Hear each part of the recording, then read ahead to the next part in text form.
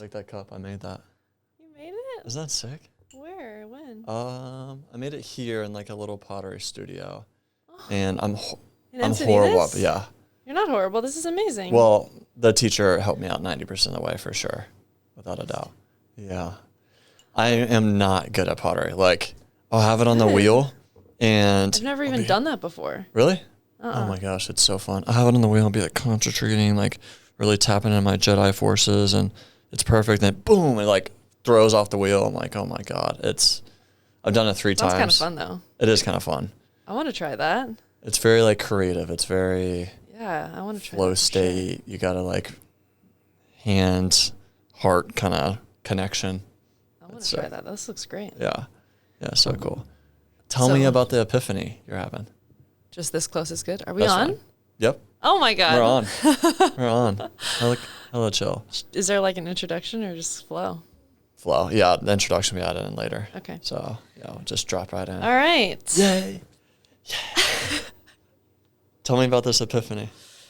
So I just had a couple that I worked with this morning for my coaching counseling side of my practice. And right after the call ended, I just kind of was like preparing for this on my way over. And I just had this epiphany that I felt like maybe we should talk about. Maybe that's why I had this download, is for this reason. And it just hit me that so much of our lives is spent trying to avoid a feeling or to avoid facing a deep identity, a deep wound, a deep fear that we have. So we're literally stuck and trapped in this avoidance energy. And the great irony, or God's humor, as I like to call it, is that what we're avoiding is literally what's going to be created. Or we're choosing kind of. Yes, exactly, because that's where all our focus, attention, and creational energy is, in this avoidance pattern. So that's naturally what has to, that's the self-fulfilling prophecy of our identities, is whatever you're thinking and believing in the unconscious is what's being created. And all we're trying to do, all the coping strategies, what psychologists, therapists call like the protector parts, they're all trying to protect us from a negative feeling. So we're trying to avoid a negative feeling. And then we wonder why we're not anchoring in positive feelings. We wonder why we're not just experiencing happiness now. We wonder why it's so difficult to just be joyful and grateful throughout a day.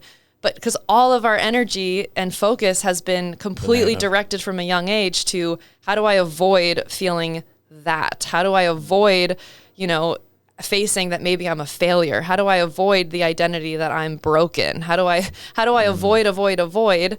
And then we don't actually create anything that we want to feel, because we're just trying to avoid what we don't want to feel.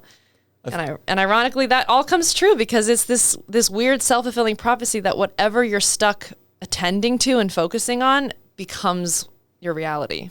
That makes total sense. I feel like growing up, I was always trying to feel a part of something. And the more I would try to feel a part of it, or whatever, whether it's a team, family, whatever, the more I wouldn't feel myself, because I wouldn't give myself the love. It was just like, I'm attaching externally to something so much. And I almost feel like it's like a primal thing, because we're always focused on, I'll speak for myself. Me, or human beings as a race, kind of will be focused on the negative, because it's like, okay, well, if there's a bear right there, or there's a watering hole that, hey, I need water, but that bear might kill me, I better focus on the bear type of deal. So it's like, totally, I get it. And it's totally something I've been working, and I've told you about, is gratitude. And just that has helped me so much with positivity, and just being like, wow, I'm comparing myself to other people, whether it's in business or physical or whatever. It's like, I need to focus on what I have and the gratitude that I have for my journey and my health and my family and all that. And it's really helped. But that negativity does creep in, and it's so easy to let it creep in. Yeah. Social media makes it so hard. It's so easy to compare for myself, so. Same. Yeah. Yeah. It's a bear. Yeah. All my, anything I ever share is hard earned first. You know what I'm saying? I hear it. Yeah. I have to be humbled every day. But to your point about the watering hole, I have this analogy of I think I get this from Martha Beck, actually. So this is her analogy of a room full of puppies, but there's one cobra. Oh. So there could be like 100 puppies in the room and they could be the cutest puppies in the world. But if there's one snake, your eyes are going to just follow the snake throughout the room and attend to that. And someone could be like, did you play with the puppies? Like, weren't they the cutest? Like, how was your experience in the room? And that's, the room is like our life, and it's like, I didn't even notice that there were puppies. Like, I didn't play with any puppies. Didn't you know there was a cobra locked in there with me? Like, so we're all living in this mental trapping of there's a cobra locked in with us, and there's probably millions of puppies, meaning there's millions of things to be grateful for. But until you actually wrestle with that cobra or see it as no longer threatening, saying like, hey, you're allowed to be here. Like, I don't see you as a threat. Like, you're allowed to be part of my experience, or I can alchemize it into something else. I can kind of let that cobra over time take shape into like a benign snake that can just be here with me and not be a threat. And then I can play with the puppies because I've actually addressed this. But when we're trying to avoid the cobra forever and literally act like we're simultaneously, it's hard to describe, but it's like we're simultaneously very focused on it, but at the same time we're trying to act like it's not there. And that trap, it's like this weird mental trap of I'm trying to pretend and cope as if this is addiction, right? I'm trying to pretend like I don't feel deeply like I'm a failure. I'm trying to feel like I'm trying to not address that deep down. My inner cobra is like this voice saying you're broken or you don't belong. Like you said earlier, so many people have this identity, people I work with, it's like their deepest identity is I just fundamentally don't belong. And they're constantly abandoning themselves, people pleasing, shape shifting, trying to find their place in the world. So to avoid feeling like that's true, I just don't belong, I'm just broken, I'm just worthless, they drink, they numb out, they try to literally pretend like the cobra's not even there. All the while, the cobra just gets like bigger and larger, and it's like this crazy multi-headed monster just looming over your life until you look at it and go, are you even a threat? Because apparently I'm not dead yet, and you've been here the whole time, you know? So...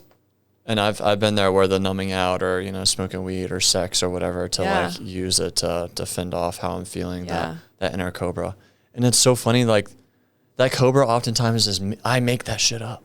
Like I make it up. Like, thank you for saying that. It's Give me like, an example. Well, let's see. Like my fear of not being enough. Yeah. Yeah. Like, or like my friends will only love me if I'm here financially or here emotionally, or like I can give to them in a certain way. And it's like, no, Austin, like they love you for who you are, not based off of how you look, your business, your mile time, whatever. And it's like, I'm making these cobras up in my head. Am I enough? It's like, it's wild. So I resonate with that. Like totally. When we first met, I was still in school, right? And I had that same feeling like I can't really, I don't really want to like engage in the world. And you would say, no, there's so much community here for you. Like I have so many friends I can introduce you to. Like, trust me, your people are here in San Diego. And I was the one hiding from myself and hiding from the world because I felt like, I don't have anything to offer anybody yet. I'm still just a student. I don't have an offering to give, like I don't have my practice. I can't serve you yet. Like I'm broke. I'm working as a waitress. I'm like scrubbing toilets at this random restaurant. I'm like, I have all these random jobs to get through school. I don't have like a business with like this offering. I could be like, oh, hey, come get an acupuncture session. Like, so this feeling like my worth was tied to what can I do for you? What can I give you? How can I help you? How can I serve you? And I'm still unraveling that. Like I do this deep inquiry, like I practice something called integrated somatic inquiry, and I do this deep inquiry on myself still, like I don't think any of us are ever done. I think if we're alive, we still have work to do. We're still here, still in earth school. So it's like, I have to do this inquiry on myself and be like, how am I attaching my worth to my practice? How am I attaching my worth to how many people I helped? Am I really worthless if I helped no one today? Like, are people going to just stop loving me if I don't have an offering for them, if I can't help them with something, if I'm not the healer? And it's all these ways that we merge with these identities. And as soon as that identity is ripped away, we have an identity crisis. Perhaps when you left the military, there was some identity. I had that when I stopped being an athlete. And then we're like, we have to face that worthlessness that we buried in the thing we were doing. The external validation. We buried in the business. We buried the worthiness. We collapsed it into the business. We collapsed it into the military. We collapsed it into being an athlete. We collapsed it into a relationship. That's codependency. And then as soon as we exit that thing, we're like, we have to face that the whole time we were avoiding the identity, I'm actually worthless. And then that cobra comes up and up and out of us, and we have to really sit with the beast and look at it and ask, is it really true? And the crazy thing about this work, my mentor Brandon Bozarth, he said something at the beginning of our work together. He said, I'm going to give you like the shortcut. He's like, the answer is it's never true. With every client you ever work with, the answer is it's not actually true. So if they say I'm worthless, I'm stupid, I'm broken, I'm a failure, I don't belong, that's a lie. So like you said, it's so funny, but we're all just this God's humor. We're all making this shit up in our heads. Right. Or we receive that story from like a parent. Childhood. Yeah. So like our psyches are being bathed in this like hypnotic frequency when we're a kid. And so as another thing my mentor says that I love to repeat is our parents don't pass down disease. They pass down perceptions. So it's like we almost osmotically just absorb a perception from our parents. And almost all my clients, I can say, oh, you feel like you're a failure. Tell me, do you think your dad may have carried that? And every time they're like, for sure, my dad was running from feeling like a failure and trying to prove himself. Or, oh, I see that you feel like you're not worthy, to a woman. Like, can you connect that maybe your mom felt that? Oh, she was always changing herself. She got so much work done. Like she feels so ugly and worthless.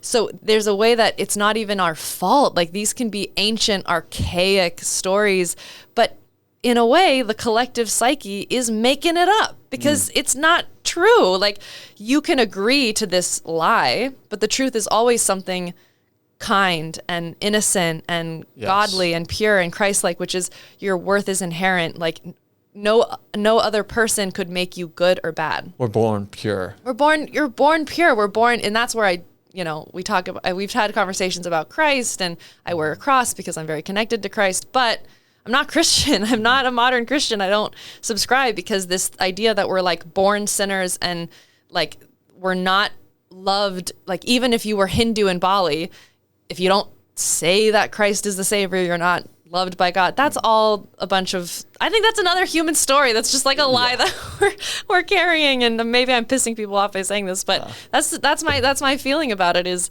I think we're all come in with this, what's called a beloved identity. We're already carrying this beloved identity that is God-given, that is completely cannot be taken away or altered or tarnished by another human.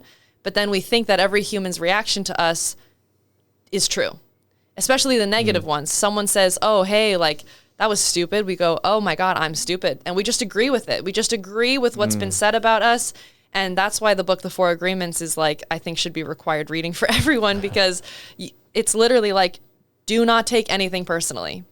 I love that. Don't take their words. Why are you making an agreement with it? Why are you bonding yourself to that negative statement?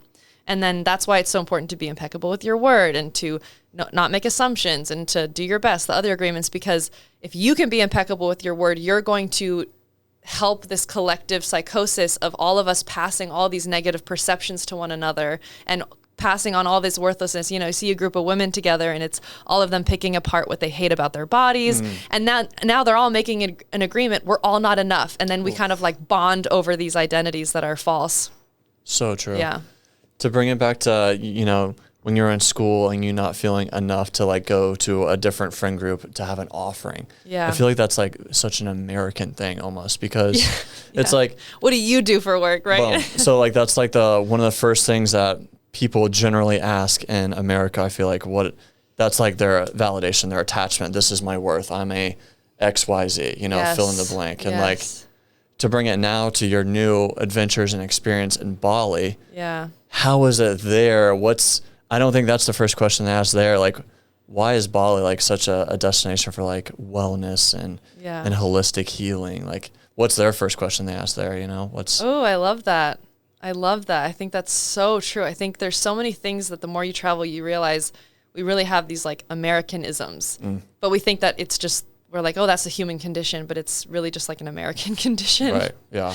So Bali was so healing. And I think people think you go to Bali because like the land, the culture, wow, like you're going to see all these beautiful waterfalls and the land has all this wisdom, you could say it's just the land, but I actually really think it's the people. I think it's like the regular local city people that you meet when you're there and you just go like, this is radical thinking. Wow. Like all of you are bathed in a sense of spirituality. And I had this thought when I was there, like there's more Christ-like behavior happening in this Hindu society than there is in the Christian circles I've experienced. They're always considering how to help you, how to treat you as they would treat their family. They believe in karma, which I would say that karma is, whether you want to call it the law of attraction, like what you put out is the frequency you'll receive. If you want to call it karma, like what you do to others will be done to you, and you may carry that karma through lifetimes. Or if you want to believe it as like what's the third analogy I had the other day about this? Like there's law of attraction is what you put out is what you receive. There's karma, which is basically the same. And then I'm blanking on it, but there's a Christian principle that ties to this as well. But basically, you could use different language, but karma is real. Like just whatever you're exuding is what you put back. Oh, the one I was thinking of is when Jesus says the greatest commandments to keep are to love God with all your heart and to love your neighbor as yourself. Oof. That's it. So that's the same thing as the Hindu people in Bali believing in karma and saying, hey, if you treat them poorly, your life will have that negativity reflected back to you. So whether you want to say Jesus said it first, or it's a karmic Buddhist or Hindu principle, or you want to believe that it's just modern New Age law of attraction, it's all the same thing. Like what you put out really is what you get back. And I think us in America, we try to pretend like that's not real. Like, no, I could totally like embezzle money and like be rude to the waiter and like flip someone off on the freeway and just like, that's a them problem or something, as if we're not so intricately quantumly attached to everybody that we're going to be reflected back exactly what we're putting out. And so the Balinese are so committed to that principle and have so much goodness in their heart that you feel like you're like a member. When you get to know a local, like I made friends with several locals, they really treat you like family and you can trust them implicitly. I trusted a Balinese driver to hold like 3 of my suitcases for 3 days when I went to the Gili Islands. And I had this realization that I trusted him in a way that I wouldn't trust like most people in my city back home. And he's this random guy across the world who I just know he has a pure intention and a pure heart and he wouldn't do wrong by me. And he told me, he said, I believe that if I did something bad, I will inflict negative karma on my children. What a way to live. And just being a good freaking person. And so I think the people, it's such a radical difference, the warmth, the kindness, the goodness, the purity, and the connection to spirit that they practice every single day, because they have, every day of the year is like some ceremony, some temple tradition, something in their Hindu calendar that is an offering to the gods. They give offering to God every single day. Wow.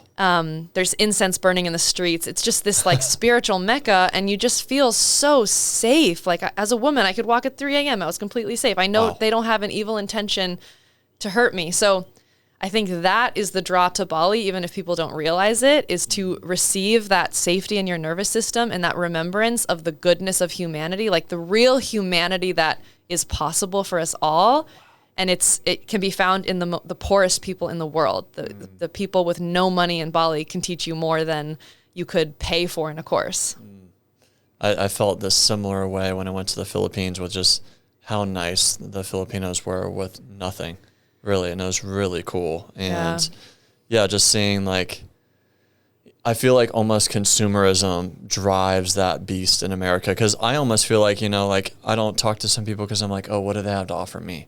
Which that's like a horrible way to look at it, but it's really true on what you're saying. And like when I go to other countries, it's like they're just so giving, and it's like, wow, I feel like most Americans are like trying to like climb the social ladder, or it's like, we're only like fending for ourselves, our family's tight, like if you're not in it, like type of deal. So yeah, I feel that big time. But yes. To your point, I think, because I don't think I fully answered your question. I tend to do this. I'll just like go on a tangent. Okay.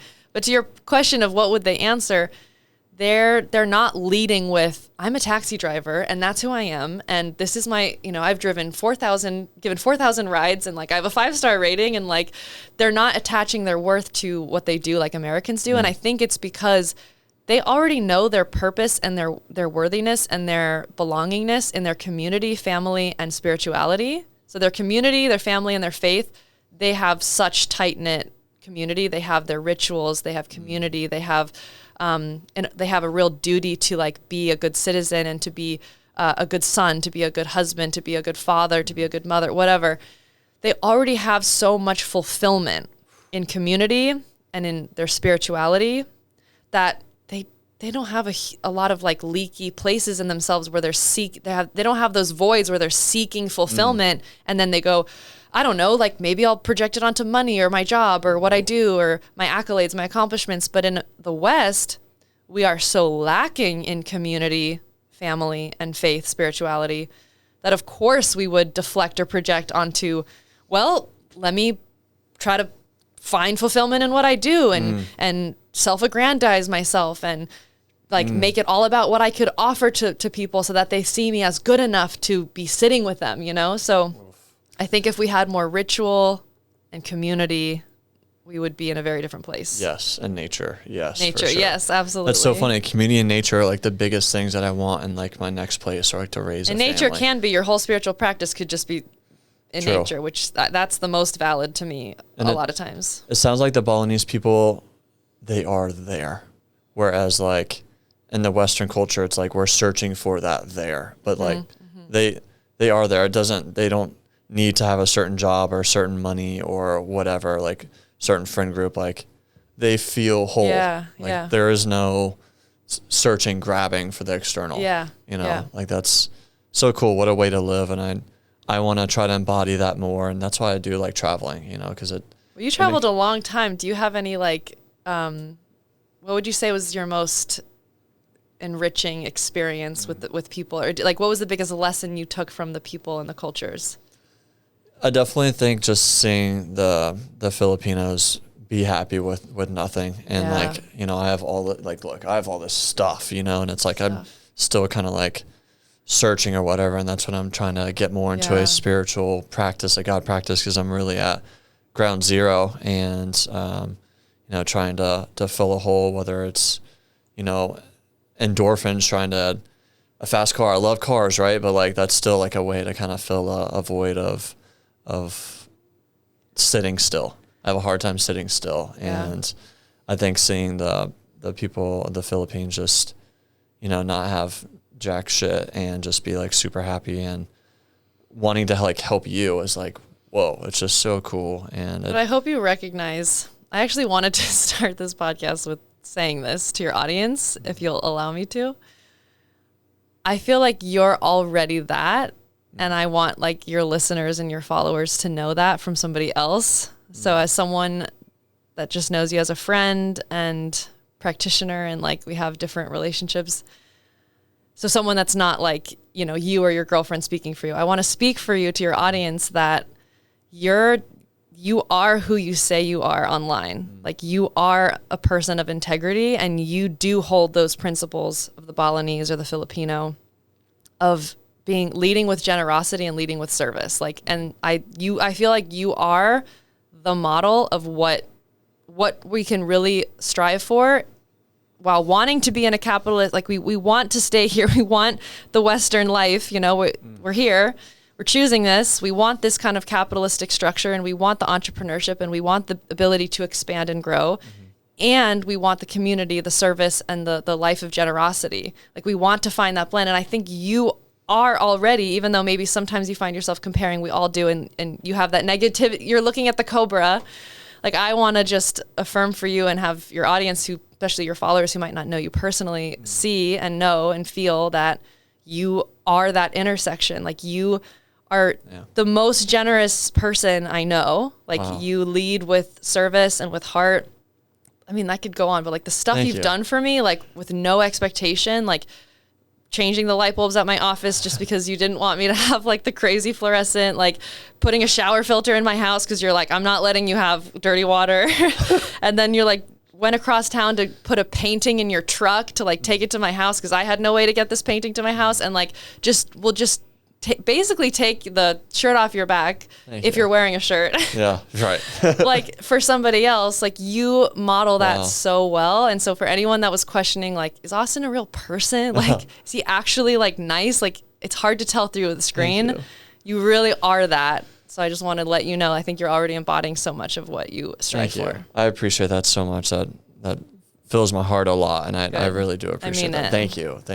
It means a lot. And I think that's where I feel like all sectors of my life are pretty good, and then the spiritual health is where I'm lacking, you know, and I feel like that's where I can fill my cup the most, and I do feel that way for sure. Not all the time, but of course. I definitely feel like, okay, if I outsource my energy to God, then I can feel more whole instead of doing it in other areas or external validation or whatever. So like if you can return to because I think what becomes radical, which is my work with my current mentor, Brandon, it's so radical, is he'll be like, if you really knew, which is the truth, but if you could anchor in that you're not going to gain any more worth by doing more, you're not going to gain any more goodness by like trying to be perfect for everybody. You're not going to actually like be more lovable if you just could do more and be more productive. If you knew that that's not even the equation in question, if you knew that was all an illusion, in the absence of believing you're not worthy enough or good enough and you have to do all this stuff to get there, what would you do? Like, and he says that's the difference between living from desperation. Oh my God, I need to like prove myself. I'm desperate to show and prove myself to the world and get worthiness out of this, extract out of this. That's desperation. He says, then when you shift from desperation to inspiration, you really start to live in the flow of life, because now it's like, hey, if this doesn't make me more or less worthy, what am I inspired to do today? Oh, I still would want to have this conversation with Austin. Like I still would want to, we went into your garden before this. Like you'd still want to go check on your plants and like meditate in your garden and ground on the earth. You know, and then you start to see, well, what are those few things I'm doing every single day because they're just a check mark because I'm seeking wholeness in them. And then you start to eliminate those and you feel like you're liberated from this doing, striving, proving energy, which always comes from lack. And you get to just be inspired and like live the life of inspiration that, you know, that's like God's blueprint for you. Like, what you were really created to do starts to express because you're not trying to be someone else anymore. I love that. It's really the scarcity versus abundance mindset. It's tough to switch to, for sure. It takes work. It's practice. It's a muscle, without a doubt. And like I said earlier, I think it's a primal instinct to go to the negative. But like, I think we can reverse out of that. And definitely the gratitude has definitely helped me like get into that abundance mind state more, which is great. That's the other thing from the Balinese is the gratitude. Like, I was driving with this man, Katut, and I said to him, like, how do you all just, like, what do you think it is about the Balinese? Like, because they kind of know that they're different than everybody that visits them. They're like, they kind of know they've got, like, something wild and radical that people are flocked to. I'm like, what makes you all so different from the rest of us? And he's like, I think it's that we practice gratitude, like, we don't just talk about it, like, we live it. We live that practice of gratitude day in and day out, every moment, every ceremony with our families. We reinforce it. And he said, we're even grateful for a car crash. Remember you saying this? Yeah. Tell me about that. We're even grateful for a car crash because we say, nobody died. That's something we can be really grateful for. It's kind of like they're looking for the puppies in the room, not the cobra. They're like, hey, nobody died. We're so grateful that nobody died. And he said, but even if somebody did die in the car crash, we express gratitude that they didn't have a long, drawn-out, suffering, miserable process of death, that they died quickly and that they've returned to source and it wasn't so painful. And we give gratitude that they had that death and it could have been different or worse. And I think that when you really have that level of spirituality and connection, because it's connection to earth that they have, it's a connection to their island, and it's like a connection below and above, which is a Chinese concept that man stands in the center of heaven and earth. So they really understand that. It's like this connection to the earth, the island, to Bali, Mama Bali, as they say, and a connection to what they believe is their God above. What a cool visual. You're right. Wow. So they really stand in the center of that and realize that they're so connected, and they believe in reincarnation so deeply that if someone dies in that car crash, they see it as that's their entry point to their next timeline, their next life, their next iteration. It doesn't, we're going to be so sad and we're going to grieve. We're not bypassing the grief and the emotions, but we're also going to hold this gratitude that they're on to something better for themselves, that they're on to something different, that they didn't suffer. Like we're happy for them that they're continuing in the way that they're meant to. Their soul is meant to, and perhaps they're going to reincarnate back in our family lineage, and that's beautiful too. So we just know that there's this ever-evolving constant flow of life that never ends, and when you can connect to that, which I think is the power of having an anchored spirituality, whatever you want to believe, Hindu, Christian, whatever, it's all beautiful. If you can connect to that eternality of the spirit, which is why both my businesses are called In Spirit, because I believe all healing really happens in spirit, and we all need to have that connection in spirit.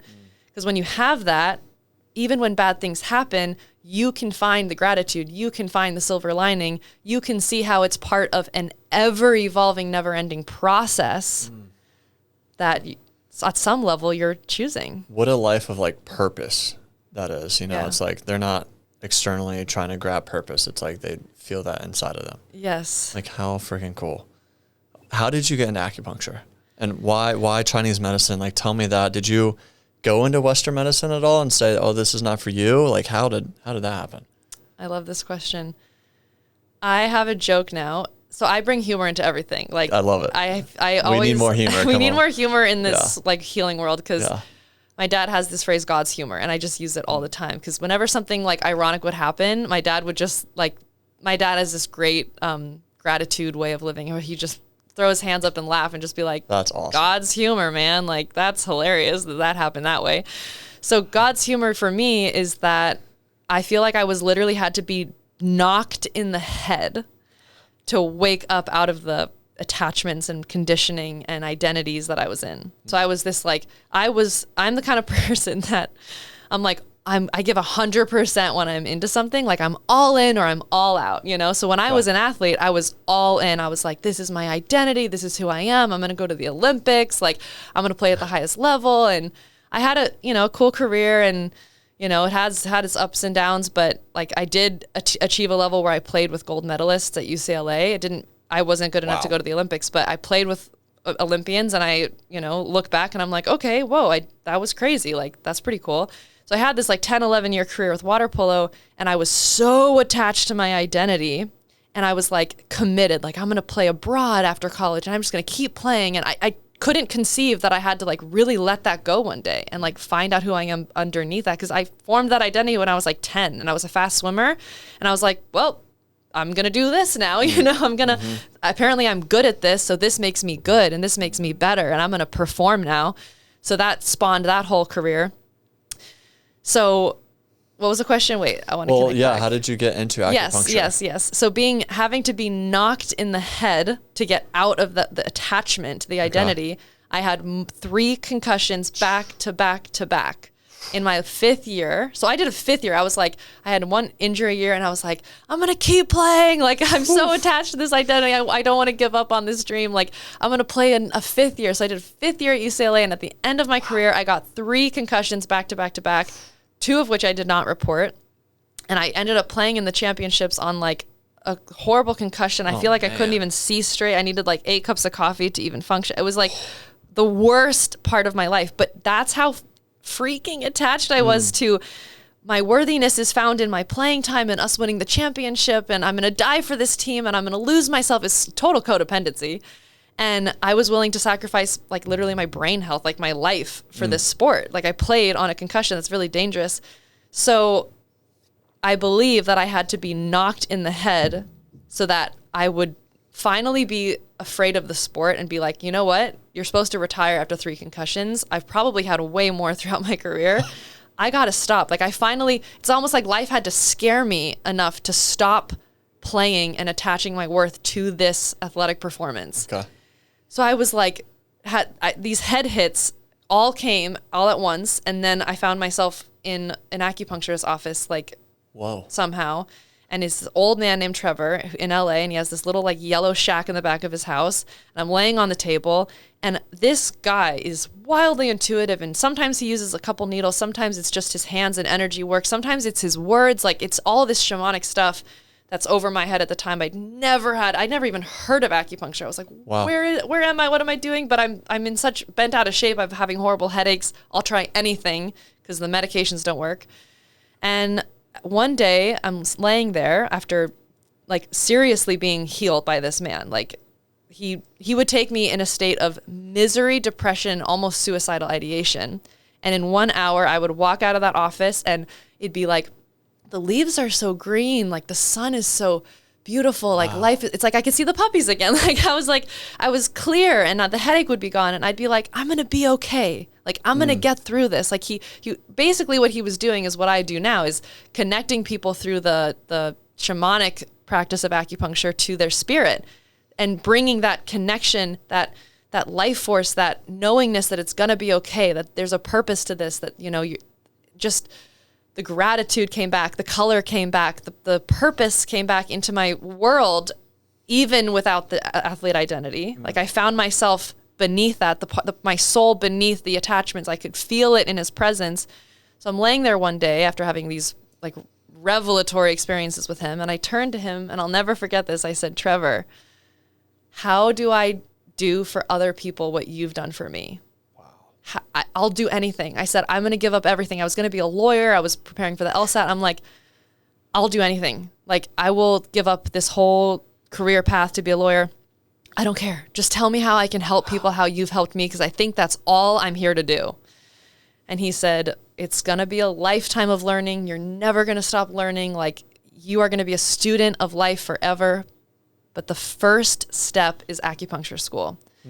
You got to study Chinese medicine, I believe, because you've got to get your brain out of linear Western thinking into circular Eastern thinking. Tell me more about that. So in the West, we have this belief that we're supposed to go on this linear upward like projection. And if anything bad happens, or if we ever go bankrupt, or if anything, you know, we ever go into debt, or we ever have a breakup, or if anything sad happens, it's like my fault. It's like everything collapses. Now I'm upset with myself. Now I'm personalizing why this happened. Now I don't trust life. Now I hate God. Like all these things. That's very linear Western. It's this like American dream. It's all perfect and rosy, white picket fence, and then you just, you know, fly off into the sunset on your horse or something. You know. Yeah. And in Eastern thinking, which is this tattoo I have of the yin yang symbol, this symbol means everything to me. Like I could talk about it so much for so long. And the Balinese, this symbol's everywhere. The yin yang symbol's everywhere, on the floor, on the temples, on the walls of restaurants. Like they call themselves the island of balance. Some people call them the island of the gods, but the locals are telling me we also call ourselves the island of balance, because we really, really understand the necessity of the dark. That's why they have figures. So they say they have one God, but many names. So there's not like with the Hindu, they worship many gods. There's one God, but there's many archetypes and iterations and figures of that one God. So that's all the different God figures you see in Hinduism. And some of them are pretty freaking dark. Wow. Like there's like scary statues of like scary, evil looking figures all over their city. And I'm like, that looks so scary. Why, you know, in the West, seen that. Yeah. In the West, you'd be like, we wouldn't do that. Yeah, we'd be demonic, like, right? Yeah, like what is that? Like, exactly. And they're like, no, we believe you have to worship the dark and the light. Wow. And only by worshiping the dark can you actually take a negative spirit into a good spirit. So that's the circular. So it's the circular thinking that the yin and the yang in the human experience, you're never going to escape the eternal, what's the word I'm looking for? It's this infinite, a never-ending kind of spiraling, this infinite indivisibility, this intertransformation of yin and yang, dark and light. The duality. It's like saying, it's like in the West, we're saying the sun should shine all the time. There should be no nighttime, no darkness, no moon. It's like, money should be flowing in all the time. There should be fruit on the trees all the time. We should never have barren trees. We should never have cold weather. Like we're just trying to like play God over nature and act like we're not living in perfect duality of the 5 elements of nature, which ties into what I do, 5 element acupuncture. They're trying to pretend like we're not part and parcel of this dual plane. Wow. Like we're going to transcend it and just be onward and upward, riding off into the American dream with nothing bad ever happening. And there's no nighttime, there's no winter. Like that's what, and then we operate in that kind of mechanistic, like I'm a machine, produce every day. My money must keep increasing. There should never be a dip. I should never, ever have to, it's like. Speaking to me, jeez. It's like saying night should never come. Like the moon should never come out. The sun should be here forever. I get it. Okay. Yeah. I'm like beating it down. No, but I get it. I'm visualizing. I understand. I know. Yeah. But it's like, I think a lot of us need to kind of be beat with that. I do too. I really do. Like I need to be schooled in this. And that's why I got this tattoo, to be a constant reminder. You're not failing because you have a dark day. You're not failing because you have a winter. You're not failing because, even if something bad happens, like you lose someone, you go bankrupt, you get divorced, that may just be part and parcel of that intertransformation of yin and yang that you need. That darkness, you need to worship it. That's that shadow work, like actually loving your shadow, loving the parts of you that are addicted, that are stuck in coping mechanisms, the parts of you that are stuck in lack and comparison. Actually, like the Balinese woman said to me, we worship the dark because only when we do that can we turn a negative spirit into a light spirit. Wow. So that there's so much just in what she said. Like it's so deep, but that's the circular thinking that Eastern people have always had, where they're like, we accept this. This is life. Life is all of it. You're not going to get through this life experience without experiencing all of it. Like, who do you think you are? You think you're God and you're going to like have, you're just going to transcend all of what the life human experience is. Like you have to be humbled by life, by nature, by the Tao. And that was wow. The importance of going to Chinese medicine school, to remember. Also in the East, they never separated the psyche from the body. Okay, so like the mind, body, spirit connection, not just treating the body. Exactly. They never had, in ancient Chinese medicine, they've never had like the field of psychology. Only since Chinese medicine has been modernized since the 1950s, and they created TCM, and now there's all these other branches.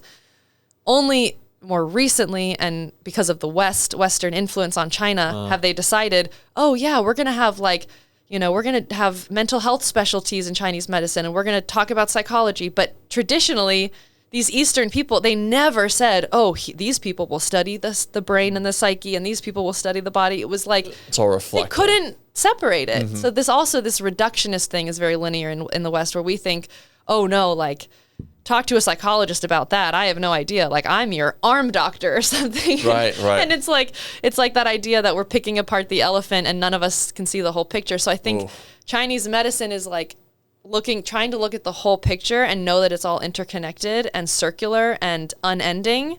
Whereas the West is like, there's a start date to my life and an end date, and there's nothing beyond this, and I should just be going only upward. Anything else is a failure of me, and it's very sad. Yeah, no, I get it, and I've lived it, and I see it here for sure. How does Chinese medicine or acupuncture help address the root cause better than Western? Because I feel like you kind of are saying it too, to where it's like you're encapsulating all of the human, the mind, the body, the spirit, not just like I have bicep pain. It's like, right. How does Chinese medicine kind of address root cause more than Western?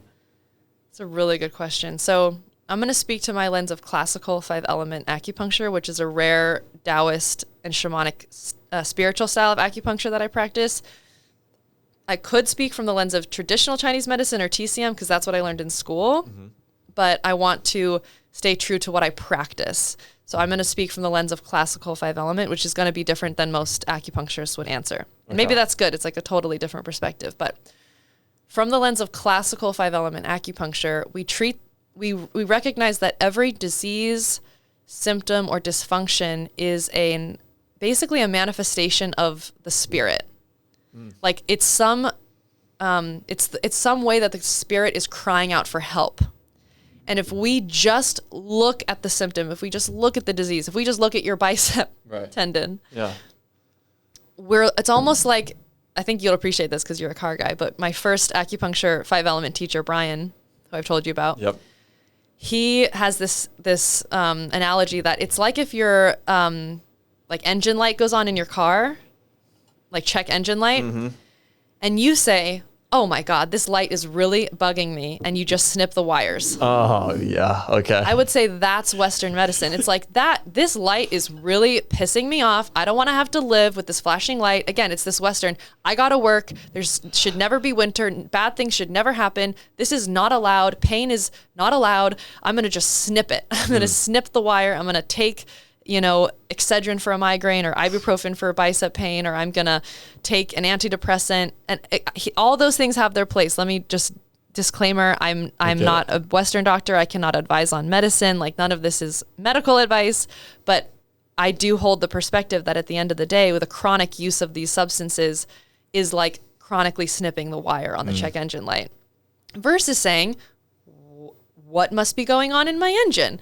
Let's have a look. Like, let's go all the way in there and have a deep inquiry onto what's going on and recognize that it's part of the whole car. Like, you can't just not have the engine working. You can't just snip the wire on that and then act like the car will still work 10 years later. Right.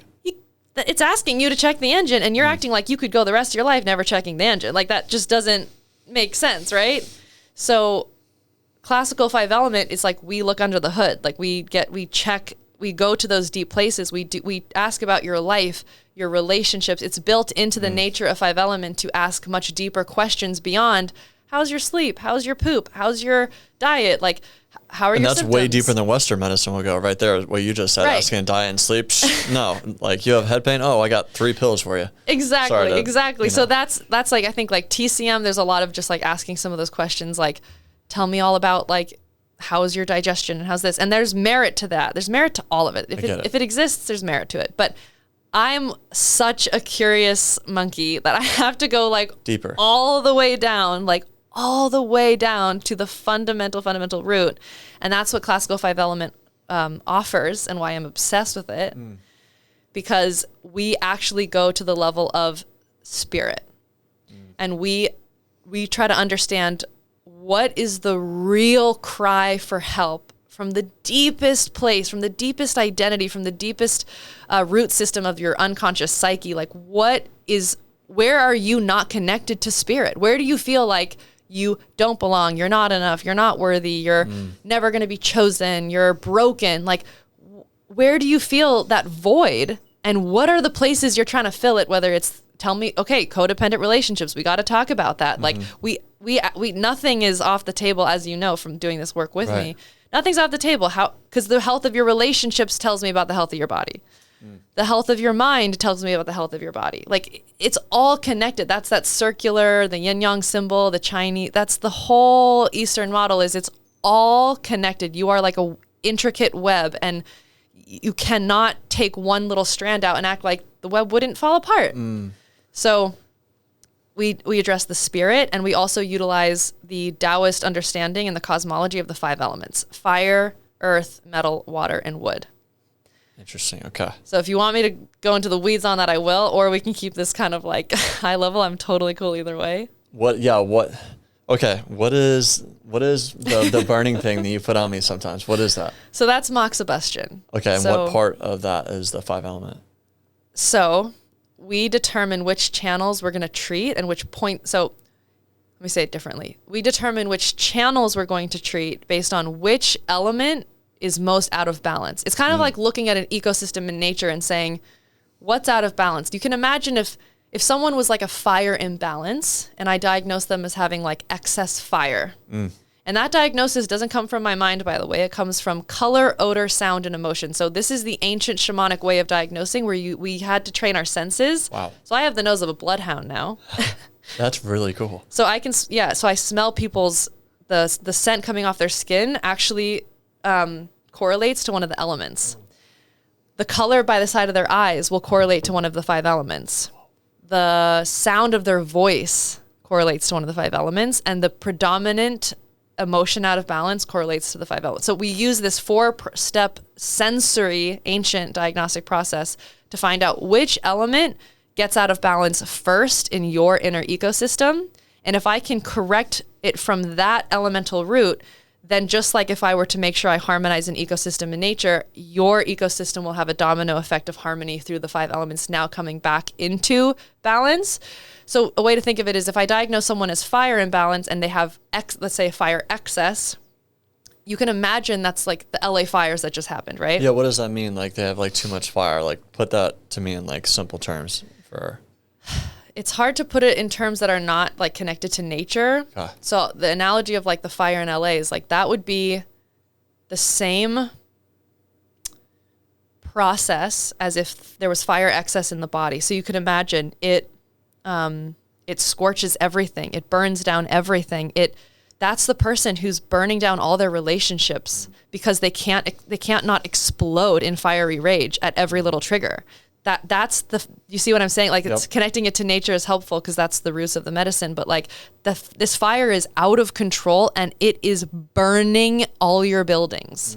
And unless we actually rein in that fire imbalance, we can actually we need fire. Sometimes we need to scorch the earth and we regenerate. So in the 5 element model, fire actually generates earth. That's the next element. So it's beautiful and it's perfectly mapped in nature. Sometimes we do need those fires. But if it's so out of control, now you're actually harming earth. Makes sense. Now you're harming the next elements. So then I will diagnose your element and then I'll treat the channels that connect to that element. So each element has multiple channels. Like, for example, the fire element, it's the heart, small intestine, pericardium, and triple warmer.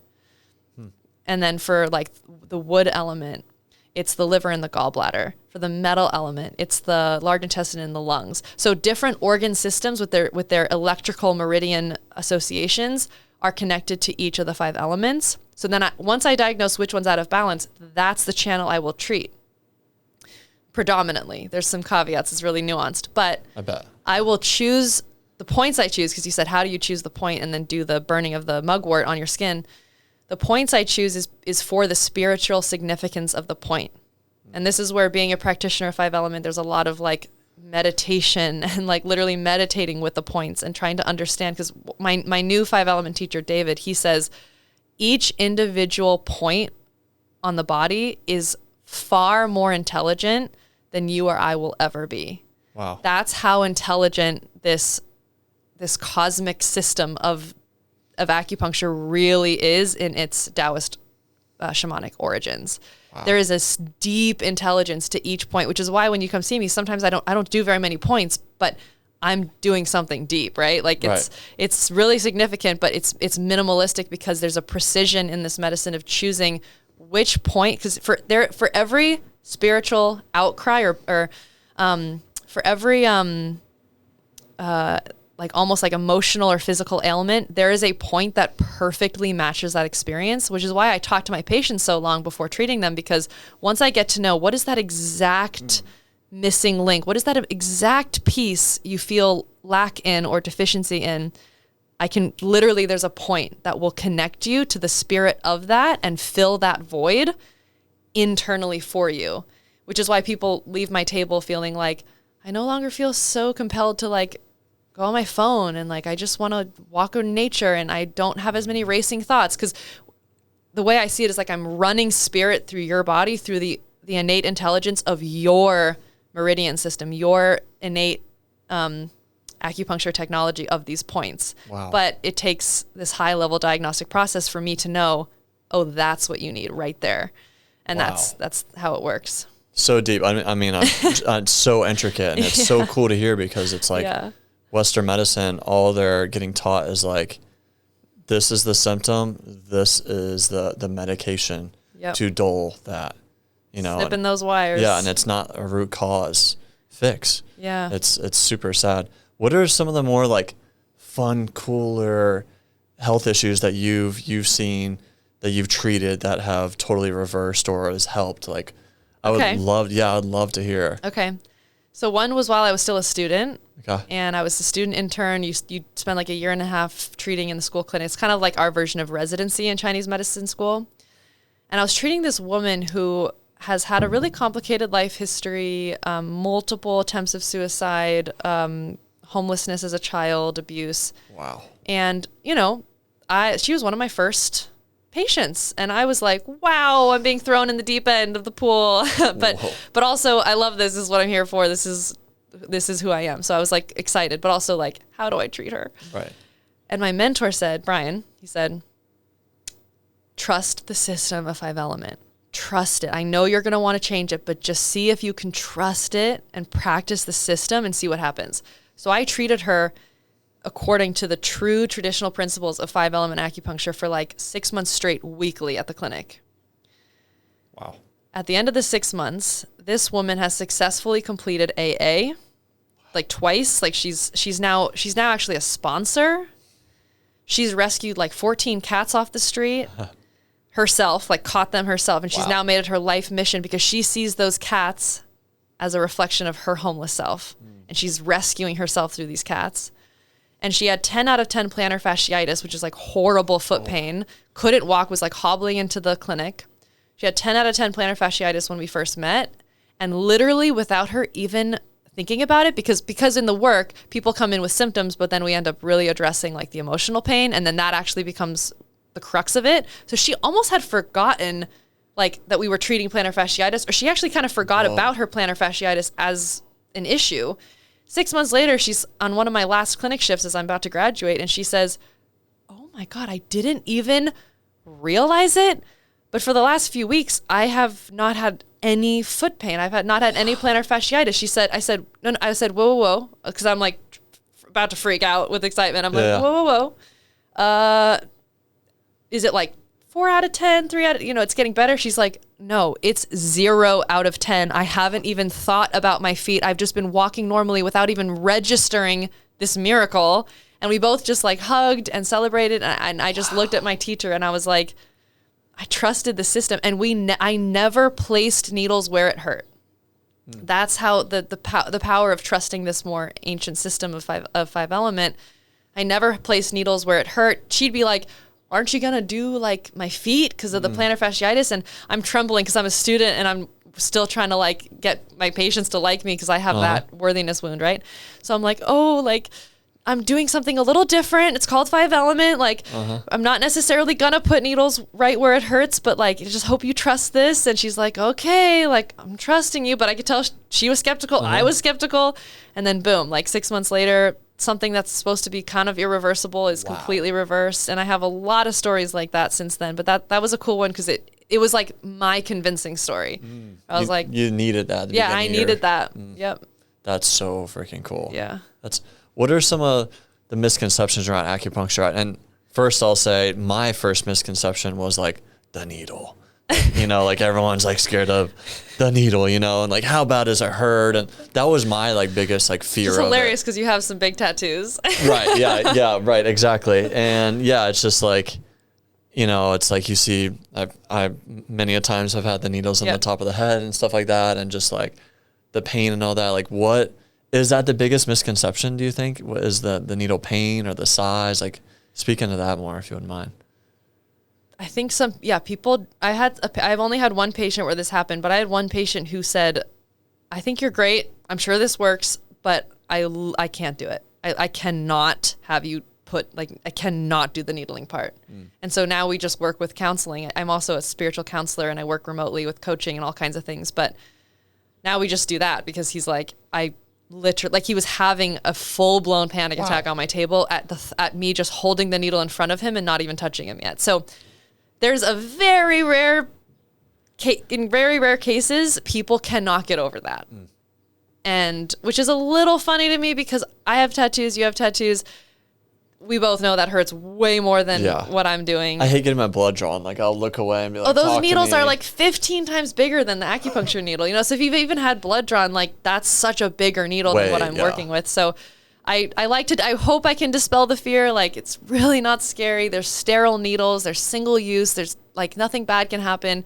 And I'm very well trained, but they're super small. They're super small, like hairline. Wow. Yeah. So, but I think also sometimes people get a little wigged out because when you've not been like people in Eastern countries, if they've been getting acupuncture since they were little to treat things, they're so used to the feeling of chi. And then when, you're in the West and you come and I'm like, the point is for you to feel the chi. So it's not necessarily completely benign. Like in Five Element, we really tap the chi. We want you to feel it. So the chi for people wondering, because, I can only speak on my... Please speak from your experience. On my client self, but it's like and first you have me like fully exhale and then, breathe into it. And when you do the needle, at a certain point, maybe a millimeter or two beneath the skin, there is an energetic, not a shock, but like a wave, a feeling that general area kind of ripples out. And there's just a wave, and you can feel like, whoa, like something just happened. And it's not just to that specific needle area. It branches out throughout, that limb or that area. And it's like really cool. And sometimes some points are more, I feel it more, and the chi is more of like a little ant bite than it is like a nice, like beautiful, like rushing wave feeling. So I just wanted to describe the chi. That was so good. Nice. Okay, no, really, cool. like that was a perfect description. Yeah. And that's the chi. That's really cool. And I feel that every time, you do a point, which is really cool. But yeah, what is the chi in like a scientific way? So more scientific, or how would you describe it? I would describe it as it's the superimposed spiritually connected electrical circuitry of your body that is largely ignored by all of us in the West. It's the same thing that's cultivated when you do Qigong, or if you've ever had someone have you do this with your hands until you start feeling the resistance between your hands, and then you're like, whoa, there's some force between my hands. So that's what they call Qi cultivation practices, like Tai Chi, Tai Chi Chuan, Qigong, or even yoga. It's the harnessing of prana through breath work, yoga, fasting, Qigong, forms of exercise, martial arts, which you practice. Like all of that literally is harnessing chi from the earth, the cosmos, being that being that's standing between heaven and earth, and harnessing from both. The way you feel when you're grounding your feet, you are harnessing chi, prana, life force, all the same thing.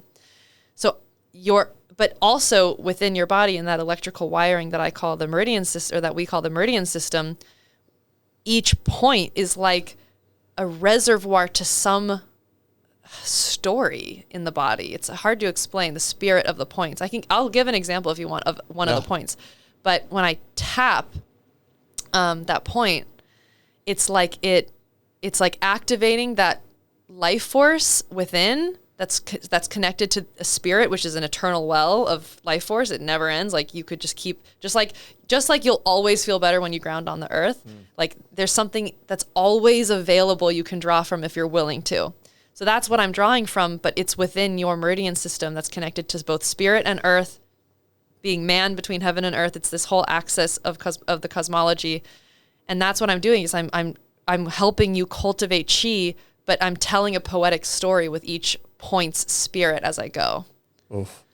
So 10 years previous, Austin would have been like chi or energy, like, oh, that's so woo-woo and all that kind of stuff. Right. Me too. And it's like, I grew up in the South especially, so it's like really like frowned upon or like demonic. Yeah, pushed away or whatnot. And it's like, but energy is real. And I'm just thinking like in my head, like if you walk into a room and you feel that it's off, like you intuitively know that there's some energy there that is not right, or like the opposite, where like you go into a concert or into a room and there's like super happy people and you feel like welcome, like there's energy around, or whatever attracted you to melody and melody to you, like there's a force.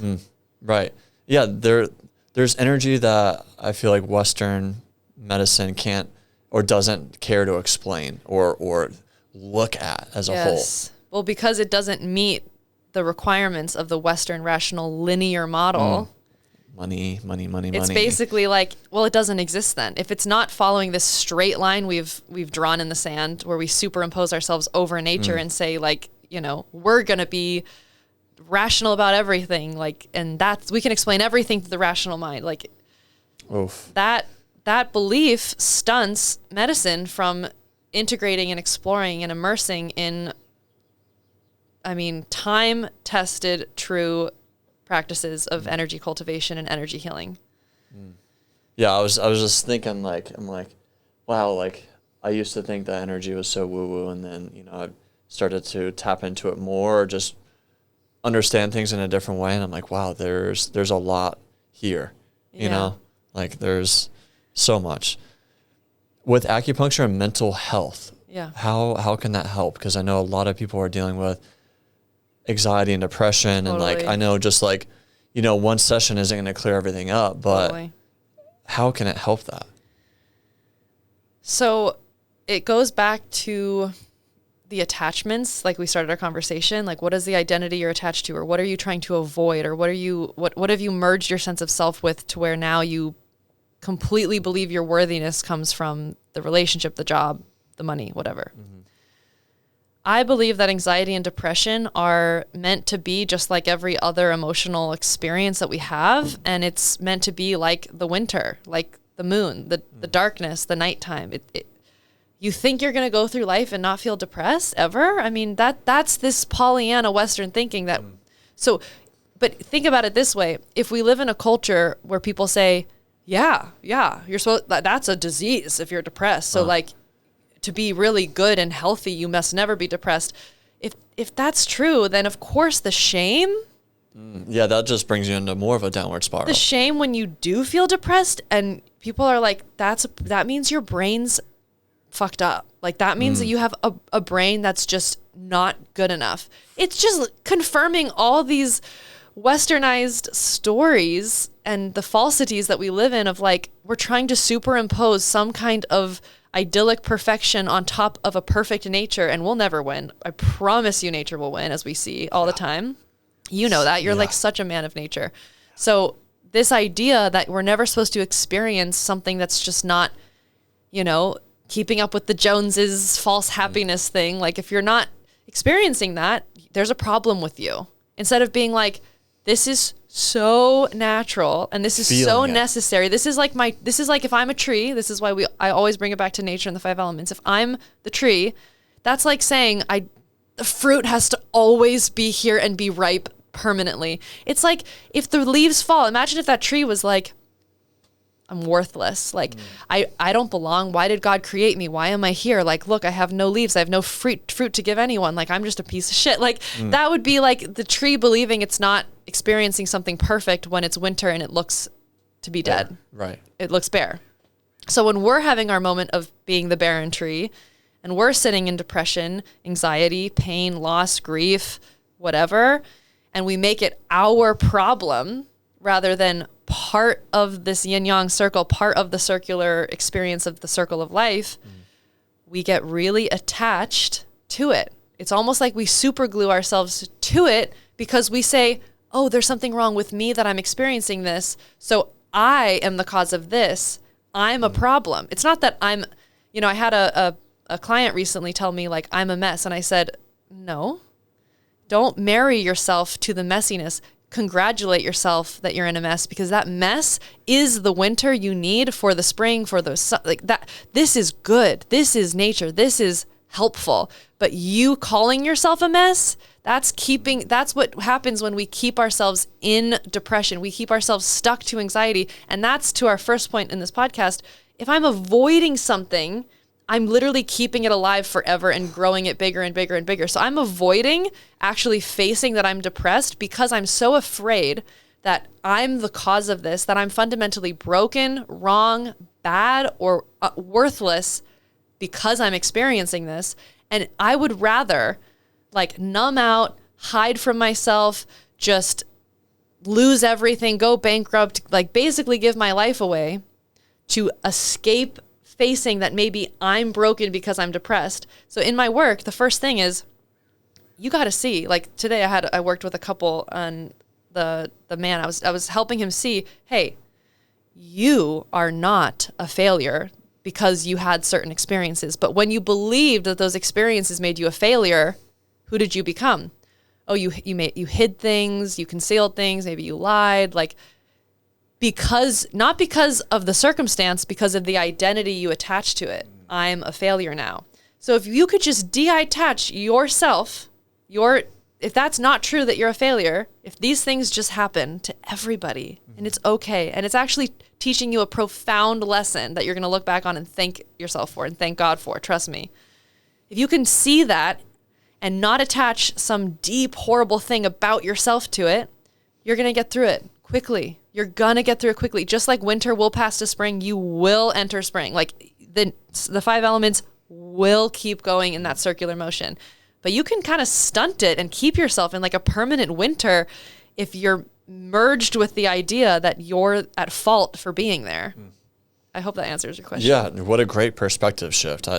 We've talked about this a few times during this podcast, and it's cool to hear every time because I relate to it. Yeah, same. You know, and like I feel like a lot of people relate to that.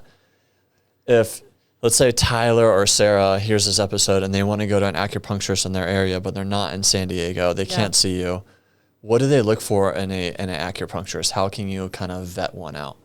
I would say trust your intuition when you're choosing, always trust your intuition.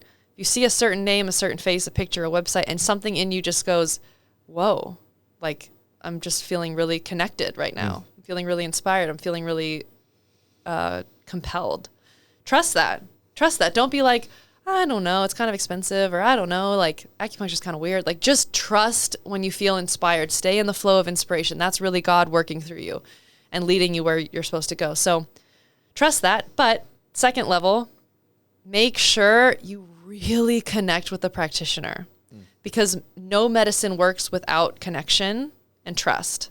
Nothing works. Like unless you really are feeling seen, heard. It's like a therapist. Like it's like picking a therapist. If you don't feel seen by that person, or a doctor, people need to fire their doctors. I hear so many things about like, well, my doctor said that something's wrong with me and I'm just like, oh gosh, yeah. Why do you think you're not like, if, you date people, right? Like date a few doctors, and if one of them is like treating you really poorly, leave. I think there's that hierarchy authority thing, but I try not to do that. Like I'm sitting next to you on this ride of life. I am not above you or below you. You are not above me or below me at all. Like we're just side by side. I'm going to take a passenger seat in your life, and we're going to be your co-pilot for a while, and we're going to figure this out together. So cool. And I would say that's what you want to look for in a practitioner, is like humility, trust, patience, openness, someone that you connect with, someone that you feel like, I feel not just like I feel like I can tell them everything. I feel like I want to tell them everything. I trust them so implicitly. So yeah, I would say who you trust, who you build natural rapport with, who you connect with, and where you feel really safe and open and held. You're going to have a great healing experience no matter what style of acupuncture they practice. I love that. I'm thinking, so many people, like I just think of, my mom or whatnot, and she might have like gut problems here and there and all this kind of stuff. But I'm wondering like, how often do you see patients who their symptoms of like something that's emotional or unprocessed translates into like a physical illness? Yes, I love that question, because like I said, in the Eastern thinking, our psyche is married to the body. Like you can't separate your psychology from your biology. That just doesn't even make any sense in this circular model. So I also practice, well, I don't want to say I practice it yet because I'm a new student to this medicine, but I am a student and I am pulling from something called German New Medicine. I definitely want to talk about that later. So GNM, you may or may not have heard of it. It's very niche, but it's very, very deep science rooted in embryology and these 5 biological laws mapped out by the founder, Dr. Reich Hammer from Germany. And in this medicine, all disease that is not malnutrition, severe poisoning, and injury, but all other diseases, all other symptoms, and especially chronic symptoms. Like what's a few diseases you're thinking of? But so like German New Medicine applies to basically every symptom that wasn't caused directly by an injury, directly by being poisoned, but not poisoned like, because even mold sickness, German New Medicine says, no, that's just a track for a deeper root. Interesting. Okay. Yeah. So, and again, all of this is like debatable. I'm a new student. I get it. Yeah. So I'm just sharing from this perspective, but from the perspective of GNM, viruses do not cause disease. Bacteria are actually helping us, and parasites are actually helping us. And mold is not the end all be all cause of something. It may be influencing, and it may be a trigger and a track for a deeper pattern that's influencing your biology. But yeah, so what GNM would apply to is really pretty much everything that people would come to me for. It's like chronic migraines, chronic period pain, chronic insomnia. I've got rashes, eczema, psoriasis. I've got even genital herpes because German New Medicine does not ascribe to virology. They believe that there is a sexual conflict that came from a conflict shock experience. A conflict shock experience would be a key traumatic event where you are highly isolated, caught off guard, overwhelmed, and it's a highly acute situation. So it's not every little stressful, traumatic thing we've ever gone through. And some traumas that might seem big might not actually be what's called a conflict shock or DHS moment in German New Medicine. So for what one person thinks is traumatic might not be another person. So you really have to, that's why I practice a way of resolving, which I can do with my online clients or my acupuncture patients in person. I practice something called integrated somatic inquiry, which takes you deep into the body and the memory and the experience of that initial conflict shock, because it's there that your brain took a snapshot of this threat. And there were tissue changes that happened in your brain that we can see on brain CT scans by only a few people in the world can read these brain scans from the level of training of GNM, but they can tell you your whole life story and every symptom you have by looking at your brain scan, by seeing these rings that show up on parts of the brain. And those rings are called a Hammer focus that they formed right when you had that conflict shock experience. And then that part of the brain, whatever it's connected to embryologically, whatever tissue it controls in your body, that's where your symptoms are going to be, whether it's your ovaries, whether it's your heart, whether it's your kidneys, or whether it's your skin. Whatever part of the brain was impacted by that psychological shock, the biology will express. So GNM is this really beautiful model that explains very clearly and scientifically, exactly to your point, how a psychological issue is taking deep root in the biology. But here's something interesting. The biology is not making a mistake, and the biology is actually trying to help you. So we don't call it disease in German New Medicine. We call it a special biological program or an adaptation. So here's something interesting. This is one of my favorite ones, separation conflict. So if you have a separation conflict, we know that if your symptoms are rashes. If you just break out in a rash or you have chronic eczema, you're in some kind of patterning with a separation conflict. What is separation conflict? So that would mean that there's an original conflict shock that could go back to something recent, or maybe it's childhood.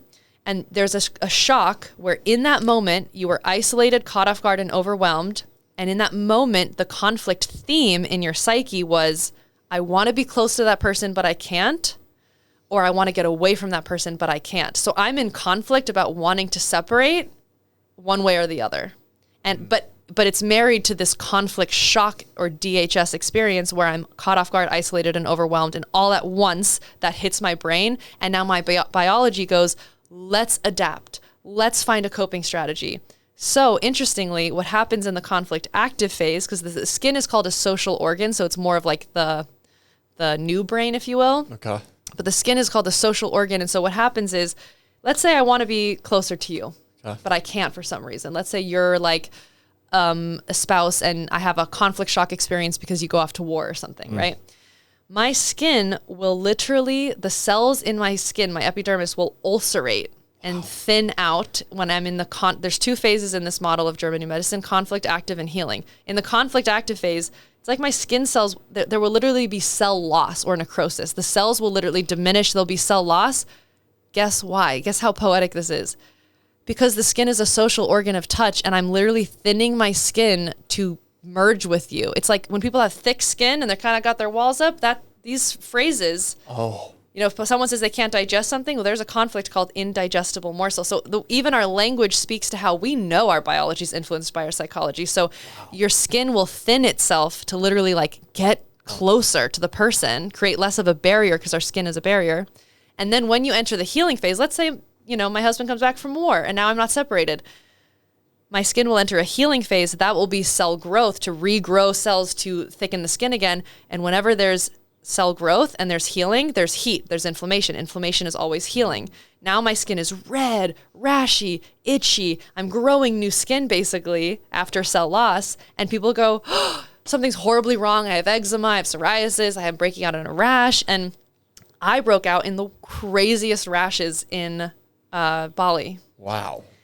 And if I didn't know German New Medicine, the beautiful thing about German New Medicine is it takes us out of fear of our symptoms, because it's saying your symptoms are part of a healing phase of a biological conflict, and let's trace that story back to its root, and let's dissolve the identity that was formed in that shock, and let's heal from the root. So that's why all my work, everything I choose to pursue, is like something that takes you deep to the psyche, spirit root. Love that. So I broke out in rashes. I had bumpy, itchy. I mean, I had full-blown eczema on my hands for the first time in my life.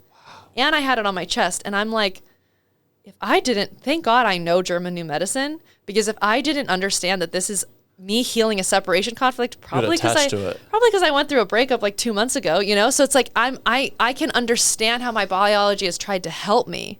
I understand that this is adaptive and not wrong. Just like even being depressed sometimes, going through winter, it's adaptive, not wrong. So I'm like, oh, I'm just adapting. I'm healing a separation conflict. That's why I have these rashes.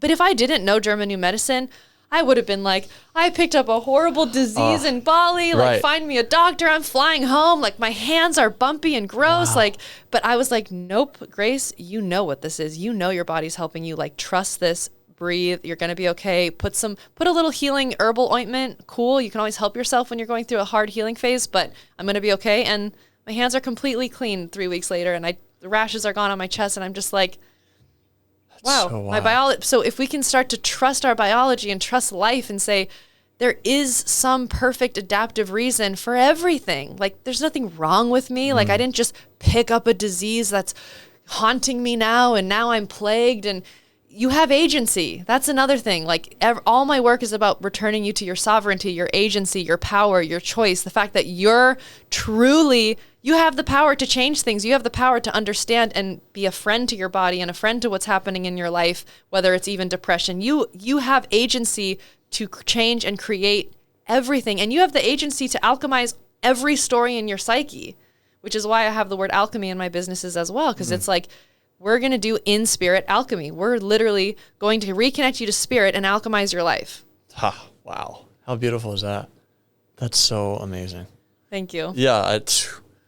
You're blowing my mind. I'm loving it. Have you had rashes before? When I was younger, for sure.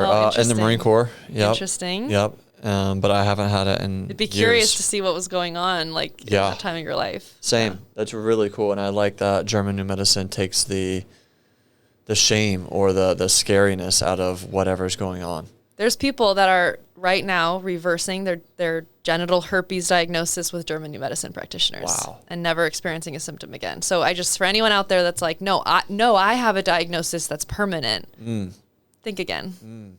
How far are you along in your German New Medicine journey? Like, when will you be a practitioner of it, or what does that look like? So the reason I don't want to say I'm a GNM practitioner is because I always want to be in integrity with what I do, and I want to honor like the depth of each medicine. Like, I didn't say I was doing classical 5 element till I had like 2.5 years of training under my belt. But it's not that I'm not already doing it. Like, whenever a patient comes in, I am looking up their symptoms from a German New Medicine lens. I'm giving them the German New Medicine understanding. We're talking about, what was this original conflict shock for you? Can we do some somatic inquiry work and dissolve this in your psyche? And then we're going to add acupuncture to it. So what's really cool is my current patients are getting the GNM lens, the somatic inquiry psyche work, and the acupuncture, and it's all blending together, and it's just creating the most profound, miraculous shifts. Like, I had a recent patient write me a review that I was just typing up on my new website, and I was like, this is it. Like, her review was so beautiful, because she's like, I'm working with Grace doing German New Medicine, integrated somatic inquiry, and 5 element acupuncture. And in like 8 sessions, she went from having chronic diarrhea her whole life because she was suffering with, I'm not sure yet because I don't have the brain scan. I don't know if it was territory anger or indigestible morsel, but her whole life she suffered from diarrhea, like every time she goes to the bathroom. Wow. You can imagine how like depleted she is minerally and otherwise. After 8 sessions, and the session, a lot of the inquiry work actually was what propelled her. So if someone doesn't even live in San Diego, trust me, we can shift your symptoms with just working through the coaching side of what I do. But in 8 sessions of all of that combined work or less, she calls me and she's like, I'm having formed bowel movements. Wow. She said, this is gone. Like, this IBS that nobody could help me with is gone. I'm like, she's like, I literally can't believe it. Like, don't have diarrhea anymore. Like I'm just able to just have normal digestion. And it's because there was something in her past she could not digest. Wow. And we, through the lens of the psyche and the acupuncture technology and all this counseling we did, she was able to finally digest it on a psychological level, and her biology caught up. That is so beautiful. That's so amazing. I'm just like, we've been trained in America to think that, things are permanent. Yes. Or you have to be on a medication for the rest of your life. Like even bipolar, even schizophrenia. Not saying I specialize in something like schizophrenia. That's really complicated, but I know from the lens of German medicine and also from working with people with these mental disorders, which I'm using quotations for a reason. I don't subscribe to this. All of that, those are just multi-layered conflict shocks in the brain that are converging to form, instead of just a biological adaptation, a behavioral adaptation. So that's that person that's like, they don't understand. They're manic, and then they're so depressed, and then some doctor goes, well, you just have a broken brain, and here's medication for the rest of your life. Let me tell you, you can reverse your bipolar issues through working with a German new medicine practitioner alone. Wow. And especially the somatic inquiry side, because shout out to my teacher, Brandon Bozarth, because he has merged his process of somatic inquiry, that deep psyche identity alchemy work, with German new medicine. And that is the key, because you can't just tell someone, oh, you're in a separation conflict. Like, you should just find a new partner and merge with them, and now you won't. No, because what's underneath that separation conflict is some identity, like, without this person, I'm worthless. So we got to get there. We got to go to your own psyche. You can't be dependent on an external reality. So we have to find out, what's the identity that was formed when you felt like you were left by someone.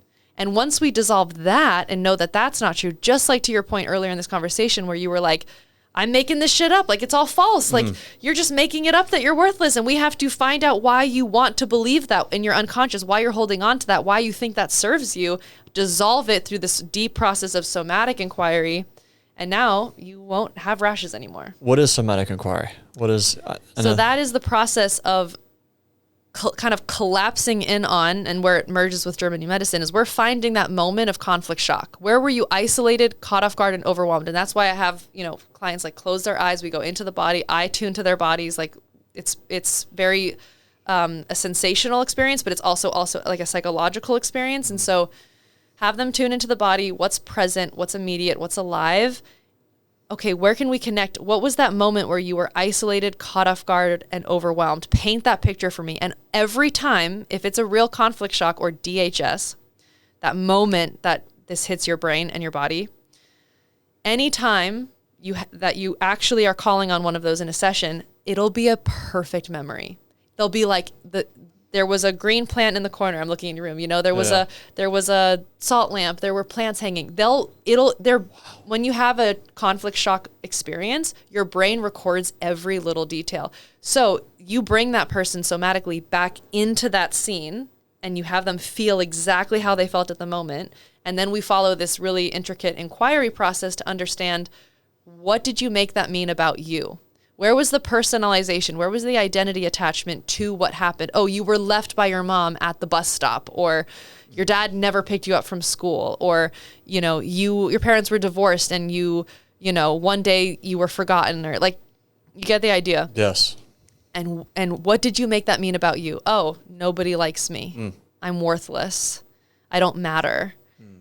Oh, where has that shown up in your life? Oh, that's actually what's driving everything, every relationship, every experience you have at work, every boss you've ever manifested into your life. Oh, I just keep having these jobs where I'm underpaid, or my boss is horrible.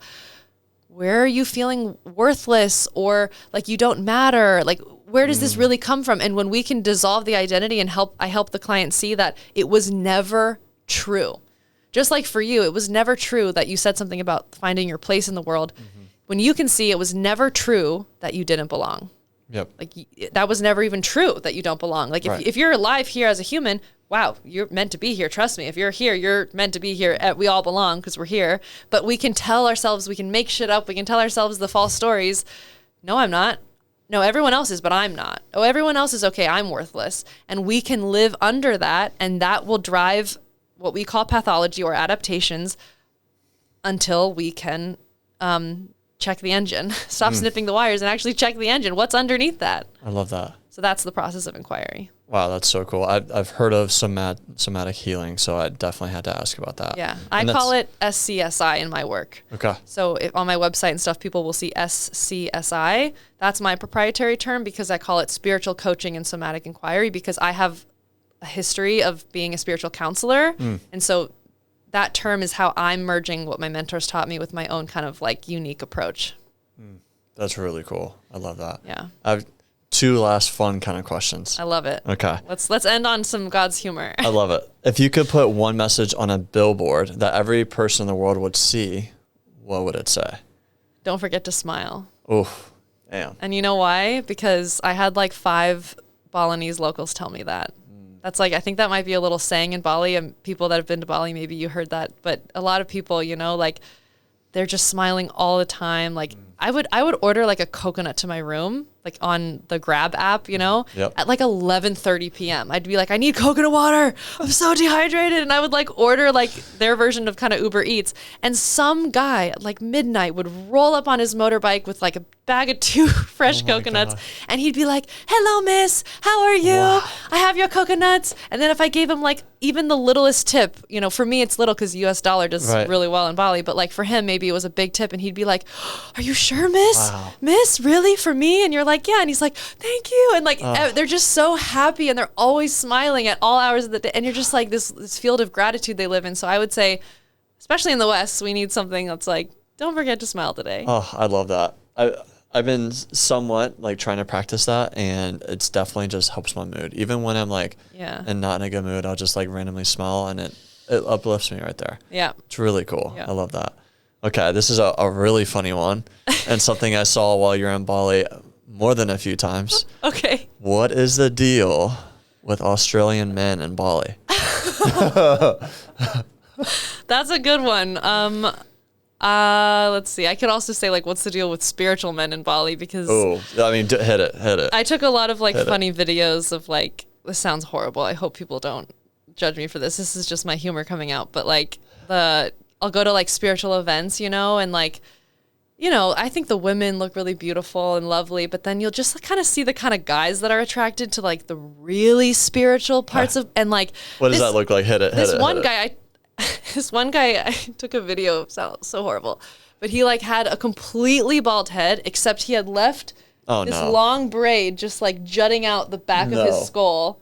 And he was wearing all these like beads and robes, and he clearly like kind of was walking around like he's like owns the place. And I just was like, how sometimes these really, really out there spiritual men, I know my other like spiritual women out there are also like, I know like this has to end. Like there's something about when like the men get a little too like feminine and spiritual where I'm just like, it becomes really interesting people watching when you go to these kinds of events. So I had that experience where some of this, and also those are the men that are like free love. Like there's so many women for me. Like I'm just a citizen of the world. Like I don't, like I can't really like land anywhere. Like I'm an eagle, and you're just like, oh my God. So that I would say that I was having some funny little humor inside with the spiritual men, but then with the Australian men, there's some context where like I mean, I love him on a soul level and I've healed it, but like I was married to an Australian man when I was really young.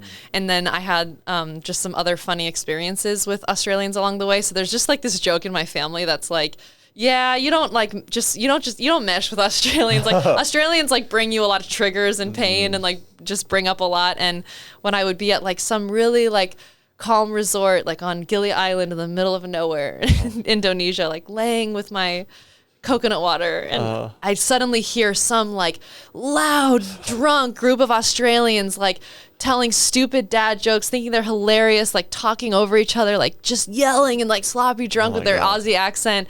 And I'd be like, you gotta be fucking kidding me. God, like that's hilarious. You know, like what is up with, I think for me it's this feeling like some of these tourists, and I'm not saying it's just Australians, but sometimes I think I was noticing it was kind of the Australians, but it's this energy of like they're coming to Bali and then they're just getting sloshed and telling the same old jokes and keep staying in their same little Aussie pod and walking around like they own the place and just getting so drunk and wasted and kind of creating a scene. And it's like, why come to a place like Indonesia to like just do the same shit you would do in your local bar at home? Like for me, it's just, I felt like maybe I get peeved because I'm like, it just feels a little disrespectful.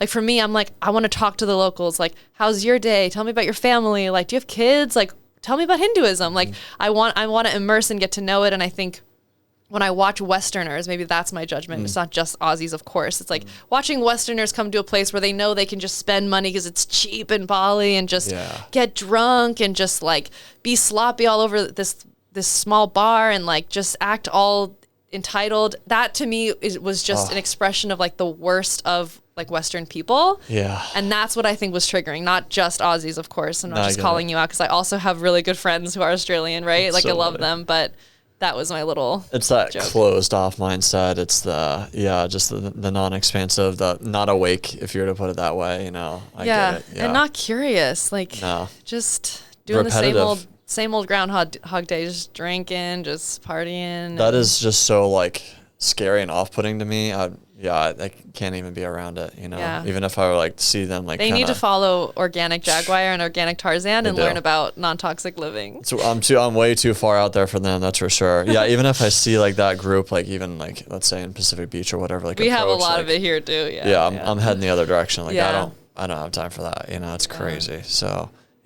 tell us more about your offering.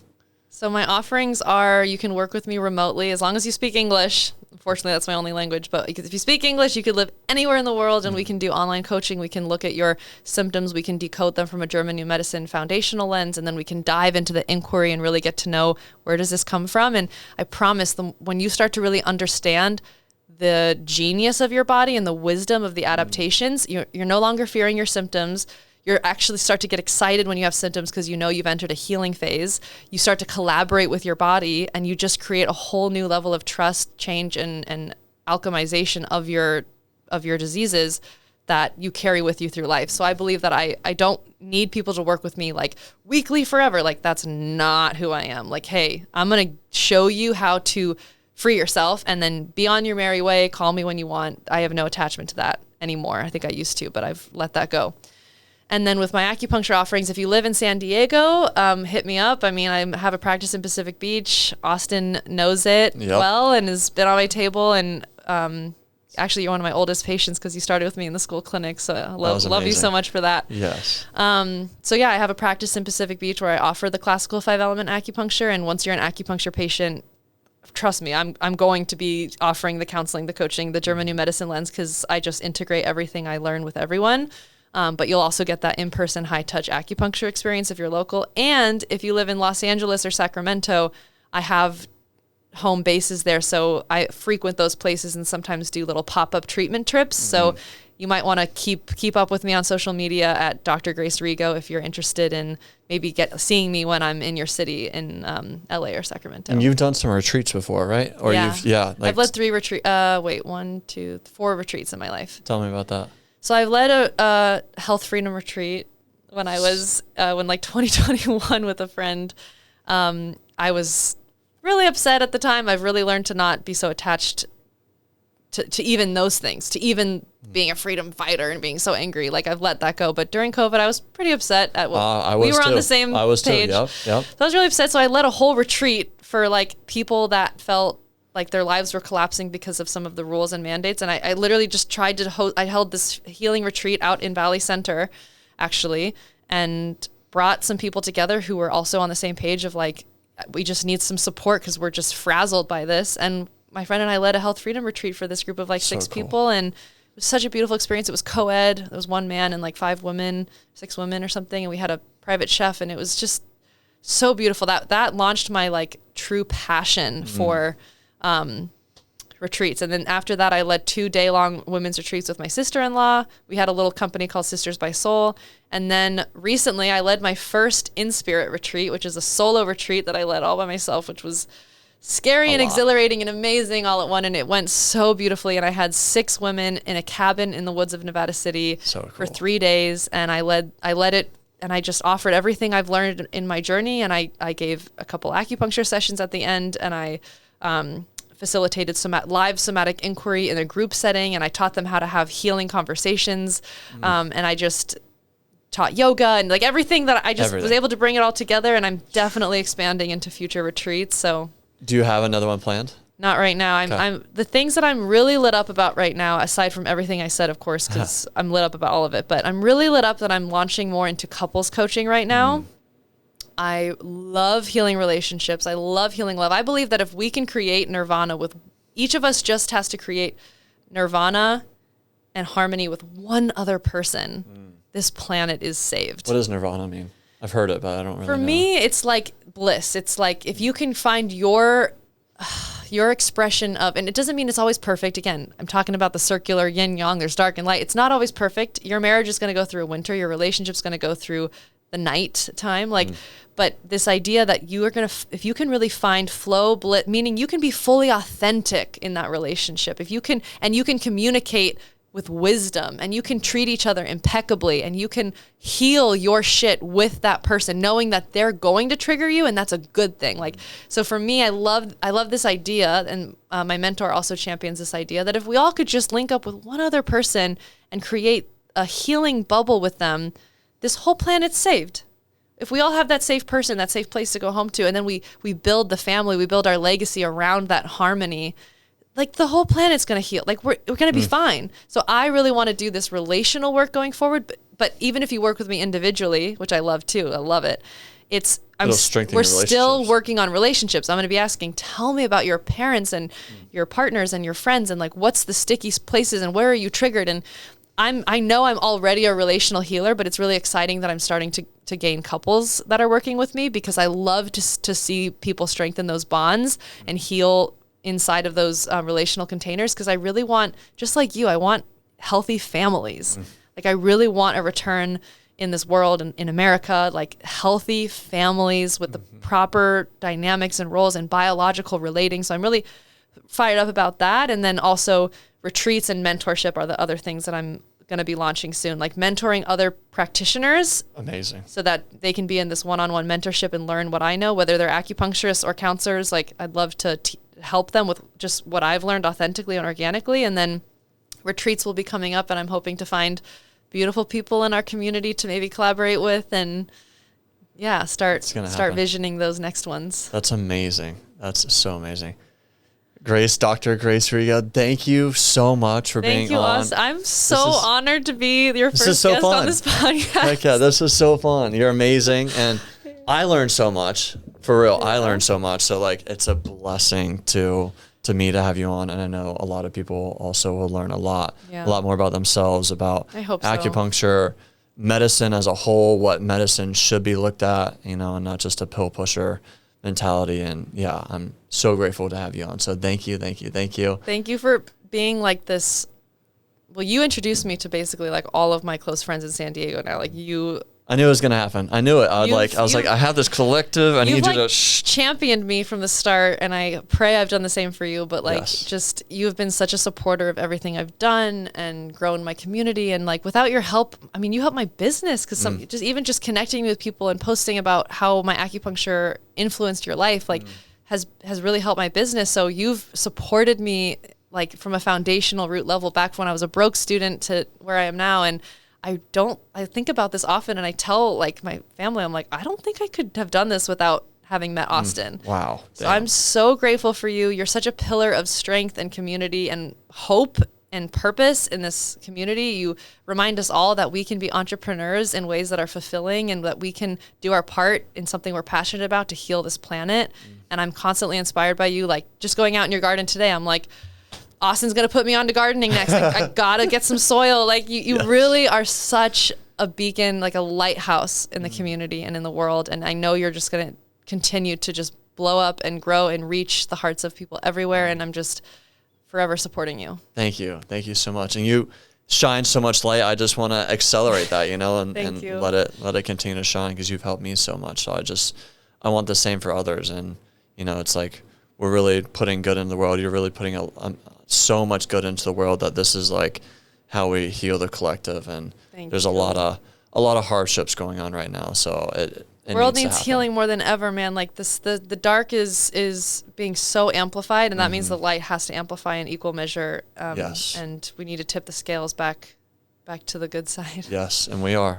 So thank you so much. Thank you. Yay. Love you. We crushed it.